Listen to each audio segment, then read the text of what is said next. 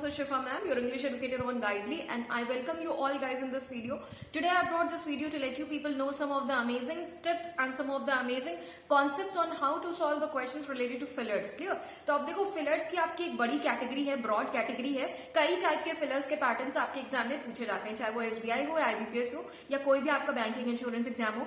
Single fillers आता है, double fillers आता है, paragraph completion is again a part of fillers, और आपका क्लोज टेस्ट आता है फिलर्स के पार्ट में, जहां पे पैराग्राफ में आपको कुछ फिलर्स गैप्स दिए होते हैं. क्लियर? तो अगर मैं बात करूं गाइस इसको सॉल्व कैसे करेंगे, क्या अप्रोच होना चाहिए आपका. सबसे पहली बात तो रीडिंग से देखो बचोगे तो रीडिंग से कहीं पे भी आप इंग्लिश में स्कोर नहीं कर पाओगे. तो अगर आपको बैंकिंग एग्जाम को टारगेट कर रहे हो, बैंकिंग इंश्योरेंस पे, तो रीडिंग पे तो कमांड बनानी है. क्लियर? तो रीडिंग का काफी ज्यादा वेटेज है आपके फिलर्स बेस्ड क्वेश्चंस में.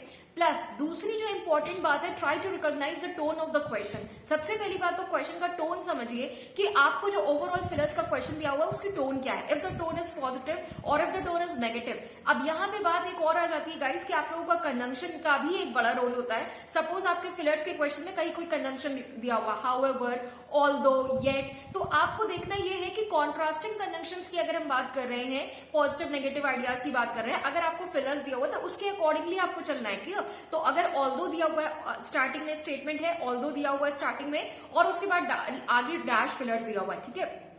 तो आपको चेक ये करना है कि ऑल्दो वाली जो बात है वो पॉजिटिव है या नेगेटिव है, और उसके आगे जो फिलर्स में बात होगी वो जस्ट उसकी ऑपोजिट होगी. क्लियर? तो ये कॉन्सेप्ट्स आपको ध्यान रखने गाइस. कंजंक्शन का एक बड़ा रोल होता है. रिलेटिव प्रोनाउन कहीं पे अगर यूज हो रहा है, दैट, हु, विच, तो वहां पे आपको ध्यान रखना है रिलेटिव प्रोनाउन के साथ. क्लियर? एंड गाइस आप लोगों को ध्यान ये रखना है कि हम नाउन के साथ ज्यादातर प्रपोजिशन का यूज करते हैं. क्लियर? कई बार आपके एग्जाम में डैश करके आगे प्रपोजिशन दिया होता है और पीछे आर्टिकल दा दिया होता है. बहुत बार ऐसा होता है फिलर्स के क्वेश्चन में. तो एक चीज तो ये कि जितने वर्ड्स आपको ऑप्शंस में दिए, सपोज ऑप्शंस में आपको 5 वर्ड्स दिए. क्लियर? 5 वर्ड्स में से आपको देखना ये है कि कौन से वाले वर्ड का पार्ट ऑफ स्पीच नाउन है, क्योंकि हमारा जो फिलर्स बेस्ड क्वेश्चन जो ब्लैंक दिया है उससे पहले आर्टिकल दा लगा हुआ है एंड डैश के बाद हमारा आगे ऑफ प्रपोजिशन लगा हुआ है. क्लियर? तो जनरली ऑफ प्रपोजिशन के साथ ज्यादातर हम लोग नाउन टर्म यूज करते हैं एंड दा के साथ भी नाउन आएगा. क्लियर? तो आपको देखना है कि कौन सा वाला नाउन है. अब सपोज एक से ज्यादा ऑप्शंस में नाउन है तो फिर आपको वहां पे आना है कॉन्टेक्स्ट पर, उसका न्यूसेंस चेक करना है. क्लियर? और एक बात ये बात तो हो गई आपकी वोकैब से रिलेटेड. क्लियर? कि अगर ग्रामर पे आप चेक करो तो एट अ पॉइंट 2 नाउन मिल रहे हैं, दोनों ऑप्शन, सेकंड थर्ड ऑप्शन दोनों नाउन फॉर्म में है, तो अब वहां पे हम सुटेबल ऑप्शन को चूज करेंगे. एक बात तो ये हो गई. क्लियर? अगली बात गाइस ये है आप लोगों के लिए कि सबसे बड़ी चीज तो देखिए ये है, नेक्स्ट पॉइंट जो मैं आप लोगों को बताने जा रही थी. नेक्स्ट पॉइंट इज दैट कि जब भी हम फिलर्स वाला क्वेश्चन अपना करते हैं तो उसमें आप देखो कि हमको सबसे, कल भी मैंने आप लोगों को सेशन में एक क्वेश्चन कराया था, वहां पे 2 वर्ड सुटेबल थे. कुछ बच्चे कह रहे थे मैम फर्स्ट होगा, कुछ कह रहे थे सेकंड होगा. क्लियर? ऐसे क्वेश्चन कल मैंने आप लोगों को सेशन में भी कराया था फिलर्स में, डबल फिलर्स में. तो देखो हर बार आपको मोस्ट अप्रोप्रिएट चूज करना होता है. ये बात आप ध्यान में बिल्कुल बैठा लीजिए कि अगर कोई ऑप्शन आपको लग रहा है अप्रोप्रिएट है लेकिन नहीं, आपको वो ऑप्शन को होल्ड पे रखना है और बाकी ऑप्शंस को भी चेकआउट करते चलिए कि दूसरा जो ऑप्शन है, तो फिर लास्ट में बचेंगे 2 ऑप्शन. आपने 5 ऑप्शन होते हैं आपके पास, 3 ऑप्शन को आपने डिस्कार्ड कर दिया, लास्ट के बचे जो 2 ऑप्शन आपके पास हैं, अब उनमें से मोस्ट सुटेबल ऑप्शन आपको फिलअप करना है ब्लैंक में. क्लियर है? समझ आ रही है बात? वो ऑप्शन आपका ग्रामेटिकली भी करेक्ट होना चाहिए और कॉन्टेक्चुअली भी करेक्ट होना चाहिए. क्लियर है?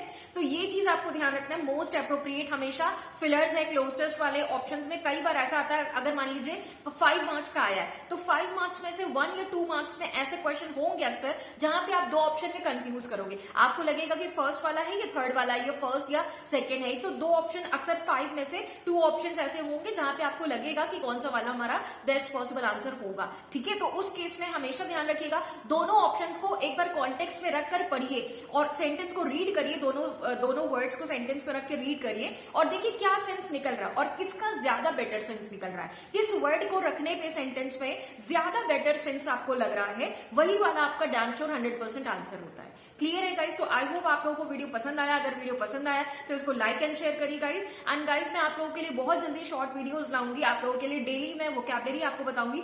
5 वर्ड्स डेली हम लोग टारगेट करेंगे. द हिंदू एडिटोरियल से हम लोग कल से डेली स्टार्ट करेंगे. कल से मैं डेली आप लोगों की एक शॉर्ट वीडियो लेकर आऊंगी डेली.